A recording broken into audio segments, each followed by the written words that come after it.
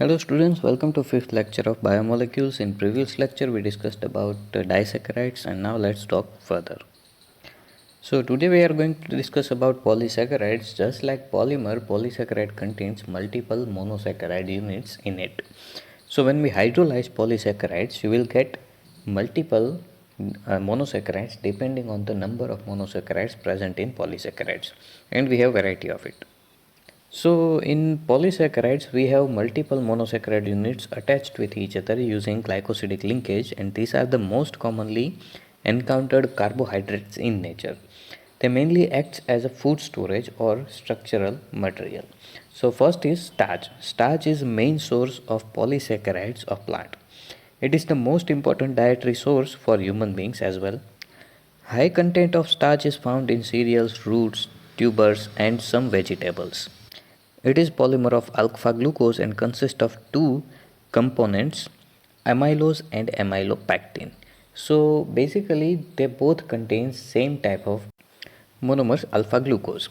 Amylose is water soluble compound which constitute about 15 to 20% of starch, and chemically amylose is long unbranched chain with 200 to 1000 alpha D plus glucose unit held together by C1C4 glycosidic linkage. Now keep in mind in this case, as mentioned in previous example disaccharides, when you have C1C4 type of linkage, then it will behave as reducing sugar. But in this case, C4 is used with attachment of previous monosaccharide, but same molecule will share its C1 with next monosaccharide, so its first carbon is not free, or reactive group CHO or CO aldehyde or ketone is not available. That's why these type of molecules or compounds won't be reducing by nature.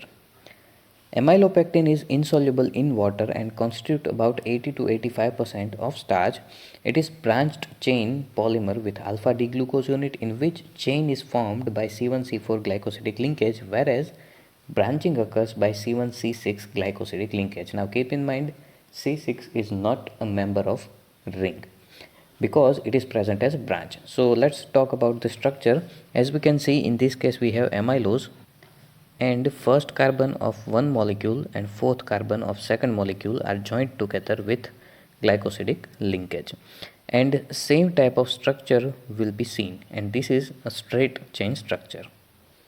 And similarly here we have amylopectin which has same type of structure but changes certain points will show this type of branching with first carbon of one molecule and sixth carbon of second molecule, and sixth carbon is not member of chain, so it is present as a substitution, and substitution will be attached with first carbon of other branch. Next is cellulose. Cellulose occurs exclusively in plants and it is the most abundant organic substance in plant kingdom. It is predominant constituent of cell wall of plant cells. Cellulose is straight chain structure. Polysaccharide composed of only beta D glucose unit which are joined by glycosidic linkage between C1 of the one glucose unit and C4 of next glucose unit. So as we can say it is stepwise structure. Previous structure was simple linear structure and this is stepwise because we have beta glucose. So that's why position of OH group will be different on C1. That's why you can get this type of branched stepwise structure. And last polysaccharide is glycogen. The carbohydrates are stored in the animal body as glycogen. It is known as animal starch because its structure is similar to the amylopectin and it is rather more highly branched. It is present in liver, muscles and brains.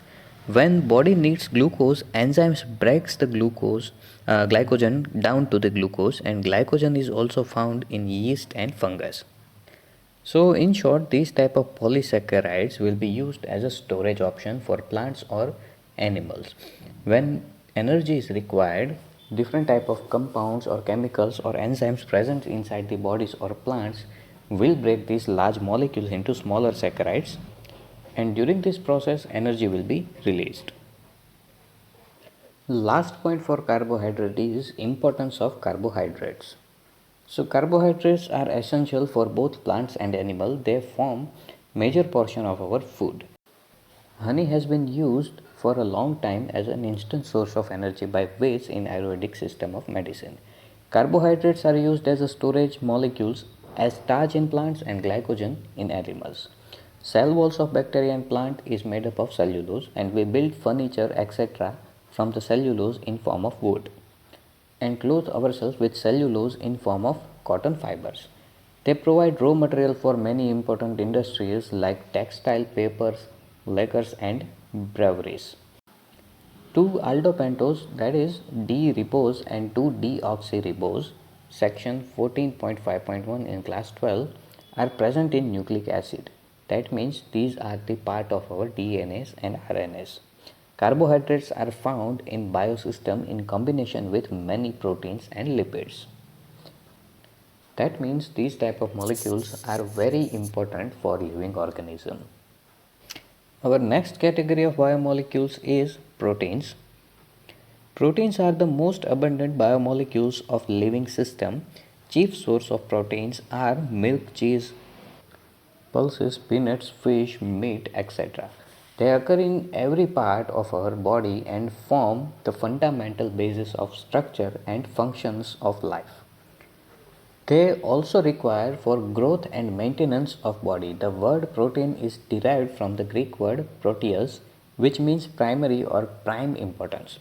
All the proteins are polymers of alpha amino acids.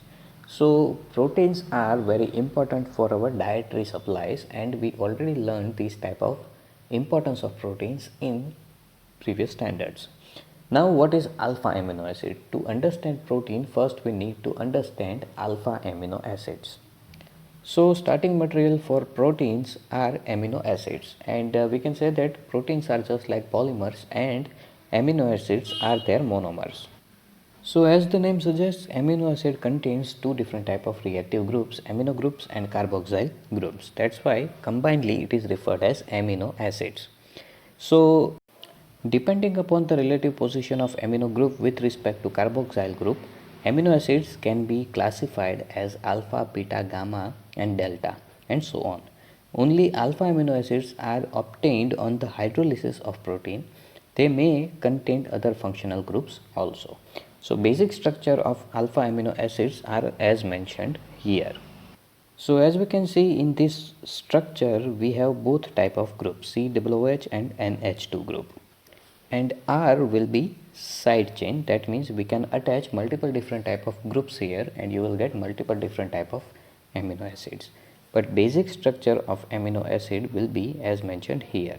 It contains one COOH group, one NH3 group, higher reactive group will be COOH group, and that's why NH2 group has second priority. And as a simplest side chain, we can place one hydrogen in the place of R.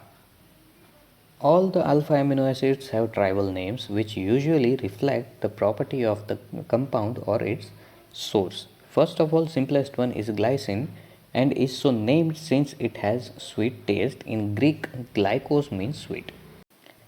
The tyrosine was first obtained from the cheese. In Greek, tyros means cheese. Amino acids are generally represented by the three letters symbol. Sometimes one letter symbol is also used. Structures of some commonly occurring amino acids along with the three letter and one letter symbols are given in table 14.2. So to understand this table, first of all, as mentioned here, amino acid has these type of common structure. As you can see, COOH group on top, NH2 group on left hand side, hydrogen on right hand side and R group on bottom. So different type of R groups are mentioned in the table. That means you have to consider the remaining attachment with it. So as for example, first mentioned is glycine with hydrogen as R. So that means simply we can replace this R with hydrogen here. So you will get CH2 here, and with CH2 one attachment is COOH and second is NH2. So three letter symbol for this it will be GLY, and for one letter it will be called capital G. Similarly, second one will be alanine with CH3. So three letter symbol ALA and one letter symbol A. Then we have valine, lutecin, etc. and all the other are mentioned in this table. And last structure mentioned, proline, is entire structure. It is not a branch of main group. And each and every amino acids mentioned with star sign are essential amino acid. That means we require it from the outer source. Our bodies cannot produce it.